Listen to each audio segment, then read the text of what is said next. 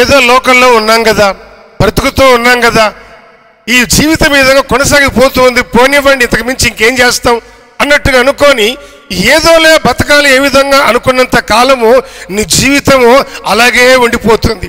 ఈ జీవిత కాలం మట్టుకే క్రీస్తు నిరీక్షణ కలిగి ఉంటే అంటే ఇక బ్రతికేం గనక దేవుని స్తుతించాలి, దేవుని తెలుసుకున్నాం గనక చచ్చే వరకు దేవుడితో ఉండాలి.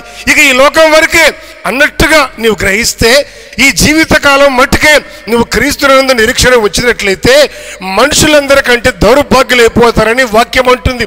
మరేం చేయాలి? నీ భక్తి, నీ నిరీక్షణ, నీ ఆత్మీయ అనుభవం అనేది ఈ లోకం మట్టుకు మాత్రమే కాదు, రాబోయేటువంటి ఆ లోకంలో అదే నిత్యత్వంలో కూడా నేను ప్రభువుతో ఉండగలను, ఉండాలి, నా భక్తి నన్ను అలా ఆయనతో ఉంచగలదు అన్న సంగతిని నీవు గ్రహించి ఆ అనుభవాన్ని తలంచుకుంటూ ఇక్కడ నమ్మకంగా నీవు దేవుని వెంబడించటం అనేది ఎంతైనా అవసరం.